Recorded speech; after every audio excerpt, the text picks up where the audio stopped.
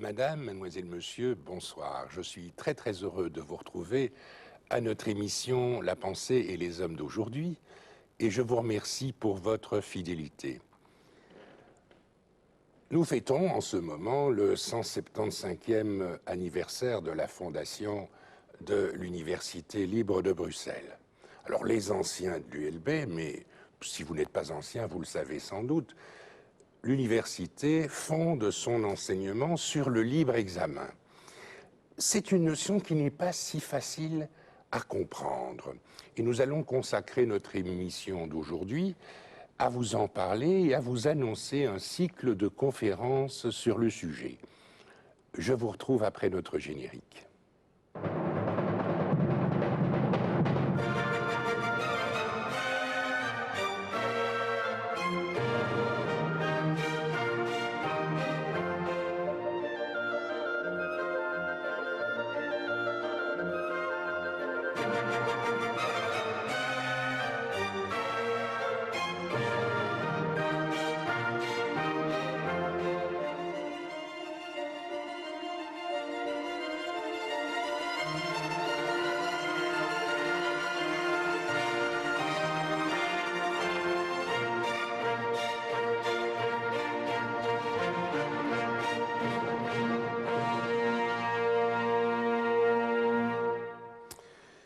Pour nous parler du libre examen aujourd'hui, j'ai invité Patrick Hannot. Vous êtes Patrick Hannot, psychologue.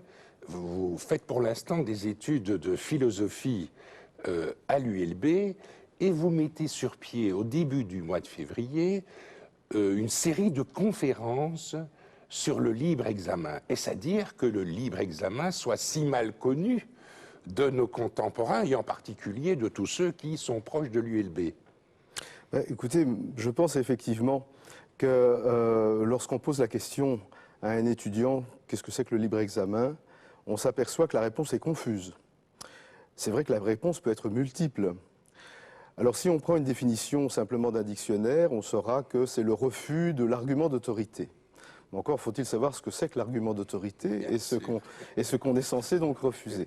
Alors je pense qu'en deux mots, sans refaire tout l'historique dans cette émission donc de l'histoire du libre examen, je pense que le libre examen c'est le fondement même de la pensée scientifique et on le retrouve déjà chez les philosophes grecs et peut-être même avant. En tout cas, il est certain qu'on le retrouve, on retrouve cette notion chez Descartes, chez Bacon, etc. Et certainement à partir de la Renaissance et de la Réforme chez les protestants. Le libre examen pour les protestants, c'était la liberté d'examiner librement donc les textes sacrés afin d'y avoir accès soi-même. Alors la notion évolue et puis au XIXe siècle évidemment en Belgique avec la création de l'Université libre de Bruxelles, on a en 1834 pour la première fois une université qui déclare dans ses principes qu'elle fonde son enseignement sur le libre examen. Donc il s'agissait évidemment d'avoir une attitude qui refusait les dogmes à l'époque qui étaient les dogmes catholiques. L'enseignement était aux mains principalement de l'Église et il s'agissait d'avoir une attitude plus libérale, plus ouverte à la compréhension des sciences notamment. Est-ce que nos jeunes d'aujourd'hui, je pense en particulier aux étudiants de l'université, ne se font pas du libre examen l'image d'une philosophie représentée par quelques grands penseurs barbus du XIXe siècle? Est-ce que ce n'est pas, à leurs yeux, une conception dépassée? C'est possible effectivement, lorsqu'on parle du libre examen, en tout cas à l'ULB, on songe à Theodor Verhagen, le fondateur de l'ULB, on songe à différentes grandes figures, effectivement, du XIXe siècle. Je pense justement que le libre examen doit être constamment remis au goût du jour. Il s'agit en fait le libre examen, c'est une attitude constante qu'on doit avoir. C'est une attitude qui se régénère en quelque sorte, oui, qui s'adapte aux situations circonstancielles. Tout à fait, tout à fait. Et alors, il y a eu effectivement dans l'histoire de la Belgique, à la fin du 19e, début 20e siècle, la lutte, je dirais, entre laïcs et catholiques, la lutte entre l'ULB et l'UCL, tout ça est un petit peu dépassé, parce qu'il faut bien quand même bien reconnaître que toutes les grandes universités internationales reposent sur ce même principe. Oui, dans la recherche scientifique. Tout à fait. Tout au moins, peut-être pas dans la philosophie générale, mais on ne conçoit pas un gynécologue d'une université catholique qui ne serait pas inspiré, au moins pour la gynécologie, ou un astronome, ou un géographe, par la liberté d'examiner. Même si on ne l'appelle pas directement le libre examen dans les universités catholiques. Alors vous organisez un cycle de conférences. Expliquez-nous un petit peu le contenu de chacune de ces soirées, puisque ces conférences vont se dérouler dans une semaine sur 5 soirées. Tout à fait. Quel est le programme, Patrick Hano? Écoutez, c'est très simple. D'abord, j'ai voulu intituler ce colloque « Le libre examen aujourd'hui ». Donc il s'agissait d'avoir une vision du début du XXIe siècle sur le libre examen. Est-il toujours pratiqué? Est-il toujours en vigueur? A-t-il même un avenir?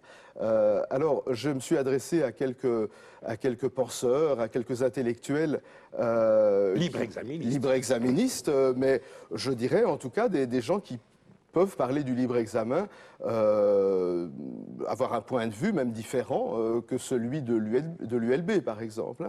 Alors, j'ai pensé d'abord faire appel à Baudouin de Charneux, le professeur Baudouin de Charneux, qui nous fera la première soirée, la soirée introductive, qui nous fera, je dirais, toute l'historique du libre examen.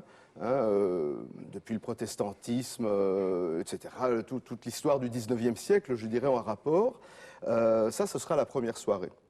Ensuite, j'ai demandé, alors l'ordre ne sera peut-être pas tout à fait celui que j'ai prévu, mais peu importe. Je vous interromps un tout petit instant pour dire que l'ordre, on peut le trouver sur un site Internet dont l'adresse va apparaître à l'écran et qui est www.ace-ulb.be.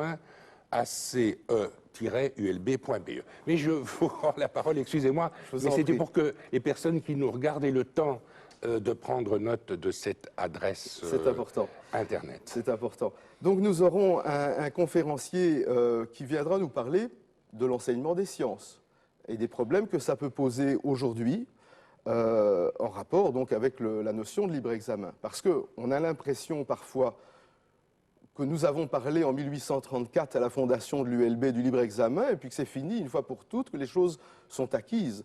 Or, la science, elle évolue très vite, et donc le concept du libre examen en rapport avec la science évolue tout aussi vite. Vous savez bien qu'il y a toujours des créationnistes, par exemple, bien sûr, et que cela pose problème, notamment à l'école secondaire, pour l'enseignement de la biologie, etc., donc, y compris même à l'université. Dites, Patrick Hano, est-ce que vous allez mettre un peu les religions en question? Évidemment. Évidemment. Alors, on ne peut pas évidemment tout faire sur une semaine, hein, mais on va avoir une attitude, un regard, je dirais, sur les deux principales religions que nous trouvons en Belgique, qui sont bien évidemment le catholicisme et puis aussi l'islam. Alors, pour le catholicisme, j'ai invité le professeur Gabriel Ringlet, donc ancien professeur de l'UCL, donc ancien vice-recteur de l'UCL, qui viendra nous parler des rapports entre le catholicisme et le libre examen.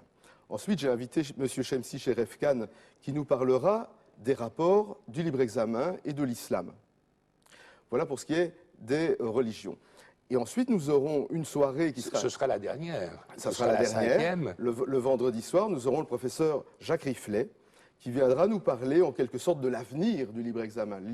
Il a intitulé sa conférence « Le libre examen a-t-il un avenir ?» Le fait même que l'on se pose la question peut peut-être effrayer certains, mais en tout cas, je pense qu'on pourrait se dire, non, il n'a pas d'avenir. Voilà. Donc je pense qu'il faut en tout cas y réfléchir. Hein, c'est vrai qu'on est confronté à toute une série de courants religieux ou non, mais des gens qui remettent en doute même, je dirais, l'attitude du libre examen. Et il me semble important justement de se poser la question aujourd'hui. Eh bien, je crois, Patrick Hano, sans vouloir vous flatter, que vous faites œuvre utile.